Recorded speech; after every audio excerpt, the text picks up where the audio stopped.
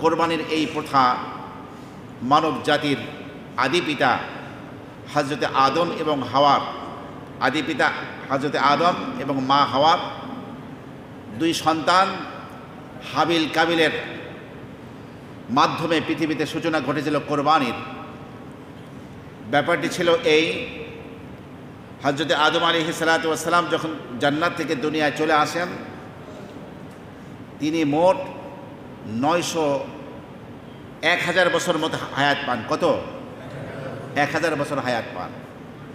1000 বছর হায়াত পেয়ে তিনি জানতে পারেন তার সুন্দর একটি ছেলে, তার হায়াত একটু কম। তিনি হচ্ছেন দাউদ আলাইহিস সালাতু ওয়াস সালাম।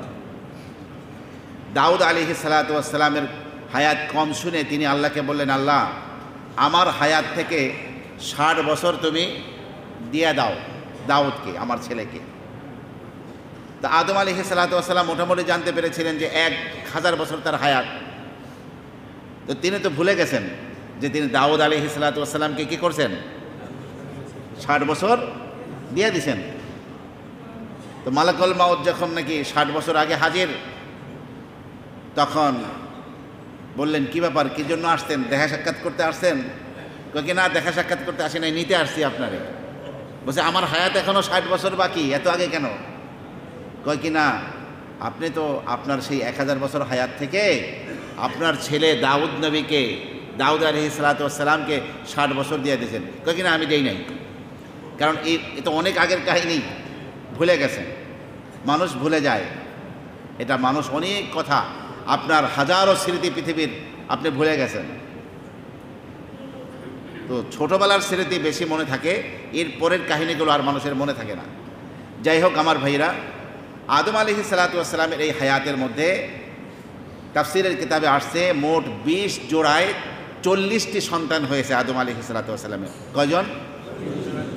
সবাইকে শুনতেছেন? আদম আলাইহিস সালাতু ওয়াস সালামের সন্তান হয়েছে কত? 40 জন, কিন্তু 20 বারে। 20 বারে মানে প্রত্যেকবার মা হাওয়ার গর্ভে এক জোড়া করে একটা ছেলে একটা মেয়ে এভাবে জন্মগ্রহণ করত। এইভাবে মোট 20টি ছেলে 20টি মেয়ে 40টি সন্তান মা হাওয়া প্রসব করেছেন।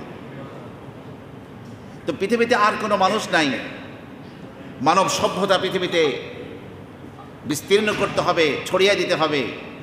এই জন্য উপস্থিত প্রয়োজনের খাতিরে আল্লাহ পাক বিবাহ শাদীর ব্যবস্থা এভাবে করলেন, এই জোড়ার ছেলে আর ওই জোড়ার মেয়ের সাথে বিয়ে হবে। একই জোড়ার ভাই বোন তারা সহোদর ভাই বোন হিসাবে চিহ্নিত হবে, তাদের মধ্যে বিবাহ শাদী জায়েজ নাই। এই জোড়ার ছেলে আর ওই জোড়ার মেয়ে কী হবে? বিয়ে হবে। তখন উপস্থিত প্রয়োজনের খাতিরে এই সিস্টেম করা হয়েছিল, শরীয়ত প্রণেতা এই সিদ্ধান্ত দিয়েছিলেন। কিন্তু ঘটনাক্রমে আপনারা হাবিল কাবিলের নাম শুনেছেন না?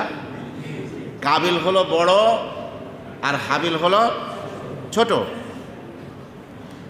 তো কাবিলের জোড়ায় কাবিলের সাথে তার সহোদরা বোনটি ভূমিষ্ঠ হলো, জন্মগ্রহণ করলো, তার মা হাওয়া প্রসব করলেন। তার নাম ছিল আকলিমা। কি নাম ছিল? তাফসীর কারকেরা তার নাম লিখেছেন আকলিমা, পরমা সুন্দরী তিনি ছিলেন।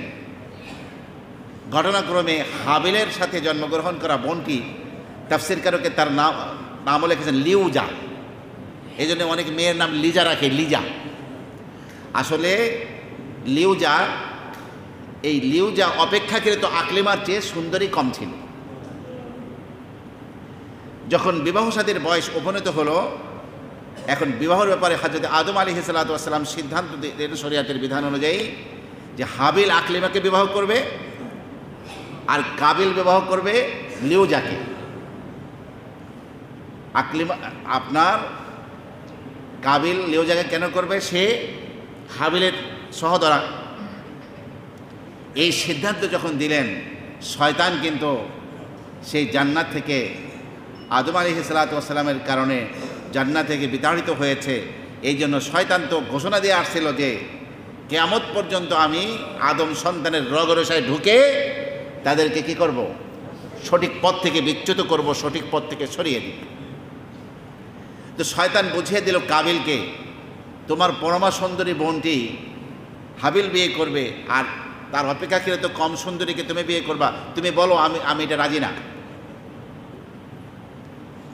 তো একেবারে স্পষ্ট বাবা মায়ের সামনে কাবিল বলে দিল যে আমি আকলিমাকে বিয়ে করব, লিউজাকে আমি বিয়ে করব না। কিন্তু তদানীন্তন যে শরিয়াতের সম্পূর্ণভাবে খেলাফ এবং পরিপন্থী কথা বলল। আদম আলাইহিস সালাতু ওয়াস সালাম চিন্তা করলেন, এই ছেলে তো অত্যন্ত গর্হিত কথা বলেছে, অন্যায় কথা বলছে, তো তিনি ভাইদের মাঝে সম্পর্কের ফাটল না হয়, কোনো সমস্যা সৃষ্টি না হয়, এই জন্য তিনি বললেন এক কাজ করো, তোমরা দুজনে কোরবানি পেশ করো, যার কোরবানি গৃহীত হবে আল্লাহ পাকের পক্ষ থেকে কবুল করা হবে, তার সাথে আকলিমার বিয়ে হবে। আমার প্রিয় ভাইরা, নিয়ম হলো যে সেই যুগে নিয়ম ছিল কোরবানির পশুর গোশত, কোরবানির পশু যারা কোরবানি করছে তারা এটা খেতে পেত না। আসমান থেকে আগুন এসে ওই প্রাণীটাকে আপনার আগুন দিয়ে জ্বালিয়ে দিয়ে চলে যেত। যারটা আসমানের আগুন জ্বালিয়ে দিতে যেত বোঝা যাইত তার কোরবানি কবুল হয়েছে, আর যারটা এখন স্পর্শ করতো না বোঝা যেত যে তার কোরবানি গৃহীত হয়নি, কবুল হয়নি। এদিকে কাবিল কোরবানির প্রস্তাবটাকেই তার কাছে ভালো লেগেছিল না, কিসের কোরবানি আবার? যেমন বর্তমানে বহু মানুষ বলে যে কত মানুষ বন্যায় খেতে পায় না আর তুমি কোরবানি করো। খেতে না পাওয়ার কারণে তাদেরকে আলাদা দান করবেন, কিন্তু কোরবানি তো স্বতন্ত্র একটি ইবাদত। কোরবানি আর ওই দানকে একসাথে কেন মেলাতে হবে আমাদের ভাই? শরিয়াতের কোনো বিধান নিয়ে ঠাট্টা বিদ্রুপ করার, প্রশ্ন তোলার কোনো অধিকার কারো নাই। তো যাই হোক, আপনার অত্যন্ত উদ্ধত আচরণের অধিকারী ছিল কাবিল, কিন্তু সে কৃষিকাজ ভালো জানত, ফসল ফলাতো। তো সে কোরবানির জন্য দেখে দেখে তার কিছু গম, অন্য কিছু শস্য অপেক্ষাকৃত খারাপ মানের, সেগুলোকে স্তূপ করে আঁটি মাইদা পেশ করছে। আর হাবিল ছিল পশু চড়াতো, রাখালি করত, ভেড়া দুম্বা এগুলোই তার মূলধন ছিল, এটাকে চড়াতো। তো পুরা দুম্বার মধ্যে হৃষ্টপুষ্ট দেখে এক দুম্বাকে, অত্যন্ত সুন্দর ধবধবে সাদা, দেখতে অত্যন্ত চমৎকার সুন্দর, সেটাকেই একেবারে চমৎকারভাবে গোসল টোসল করিয়ে পরিচ্ছন্ন বানিয়ে পাহাড়ের ওখানে পেশ করলো, এবং নিজেরা দুজন আদম এবং হাওয়া সহ দূরের এক জায়গায় দাঁড়িয়ে থাকলো পাহাড়ের উপরে উঠে, যে ওই কোরবানির সাথে কি আচরণ করা হয়, কার আপনার কোরবানি কবুল করা হয়। সবাই দেখতে পেল আসমান থেকে আগুন এসে হাবিলের কোরবানি সেই দুম্বাকেই কেমন যেন উঠিয়ে নিয়ে চলে গেল, কিন্তু কাবিলের সে কোরবানিকে স্পর্শই করে নাই আগুন। চূড়ান্ত সিদ্ধান্ত হয়ে গেল আকলিমার বিয়ে কার সাথে হবে? কথা কি বুঝতেছেন? কার সাথে হবে? হাবিলের সাথে হবে, কাবিলের সাথে নয়। কিন্তু কোরবানি কবুল করা হয়েছে হাবিলের এই রাগে।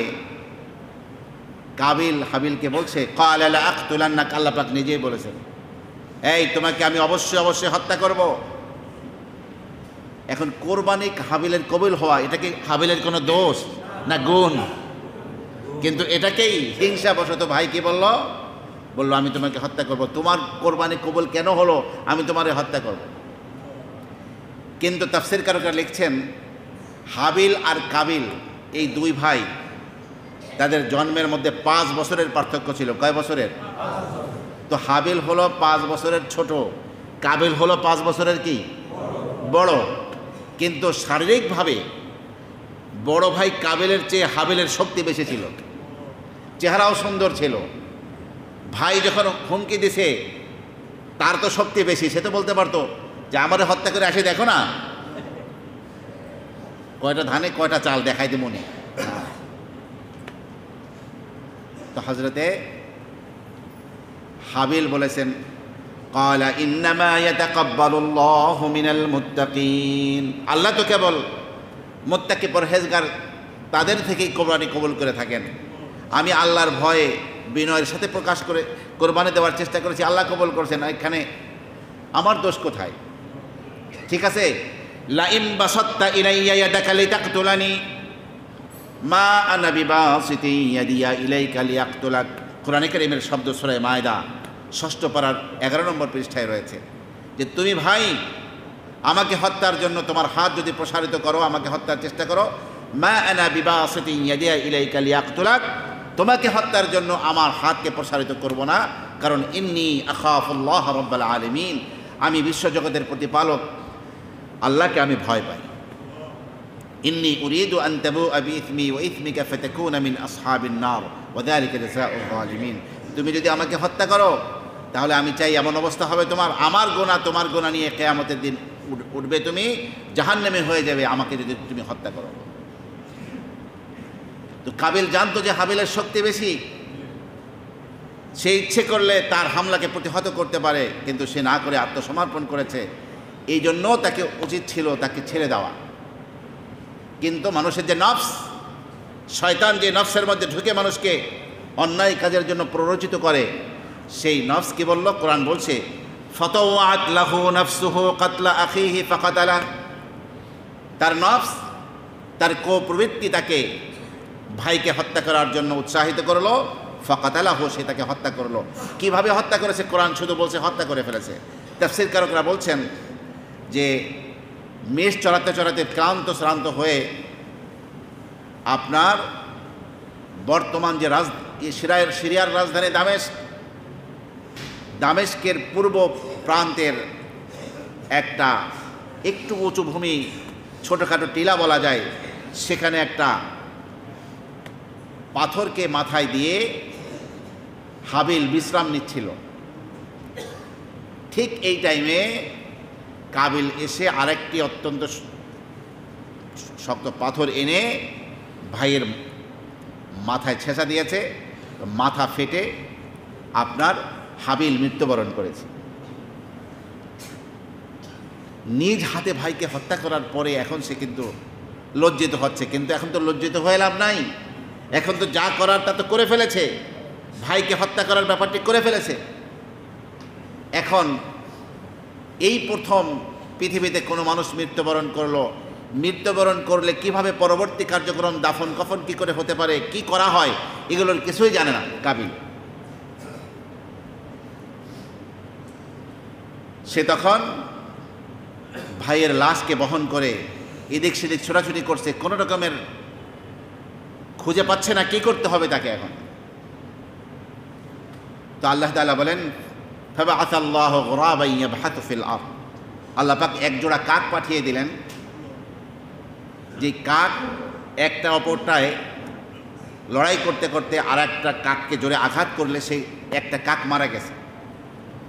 তো জীবিত কাকটি মরুভূমির বালুকাময় জমিনে ঠোঁট দিয়ে আস্তে আস্তে গর্ত খনন করে সেই বালুর গর্তের মধ্যেই অপর কাকটিকে পা দিয়ে ফেলে দিল এবং উপর দিয়ে বালু চাপা দিল। এই অবস্থা ভালো করেই দেখল কাবিল। তখন সে বলল, ইয়া ওয়াইলাতা আজাজতু আন আকুনা মিথলা হাদাল গুরাব ফাওয়ারিয়া সাওআত আখি, হায় আমি কি আমার ভাইয়ের লাশকে কিভাবে দাফন কাফন করব তাও কি আমি বুঝি না, কাকের চেয়ে দুর্বল হয়ে গেলাম। ফাসবাহা মিনান নাদিমিন, সে লজ্জিত হলো এবং ভাইয়ের জন্য কাক যেভাবে গর্ত করে লাশকে ফেলে দিয়েছে ওইরকমভাবে মাটি চাপা দিয়ে তার ভাই হাবিলের লাশকে দাফন করল। আমার প্রিয় ভাইরা, তাফসীরকাররা এটাও বলছেন এরপরে আকলিমাকে নিয়ে বিবাহ করে সে বাবা আদমের কাছে আর ফিরে আসে নাই। বাবা মা উভয় কান্নাকাটি করবে, এই জন্য তার এই আকলিমাকে নিয়ে সে ইয়ামান দেশে পালিয়ে চলে গিয়েছিল। আমার প্রিয় ভাইরা, রাসূলুল্লাহ সাল্লাল্লাহু আলাইহি ওয়াসাল্লাম বলেন যে পৃথিবীর প্রথম ইতিহাসে সর্বপ্রথম হত্যাকাণ্ড ঘটিয়েছিল কাবিল। হত্যাকাণ্ড কে ঘটিয়েছিল? কাবিল। এই জন্য পৃথিবীতে কিয়ামত পর্যন্ত যত হত্যাকাণ্ড হবে, একজন আরেকজনকে হত্যা করবে, তার একটি গুনাহের অংশ কাবিলের আমল নামায় লেখা হবে। কারণ এই অপকর্মটির সূচনা শুরু কার মাধ্যমে হয়েছিল? কাবিলের মাধ্যমে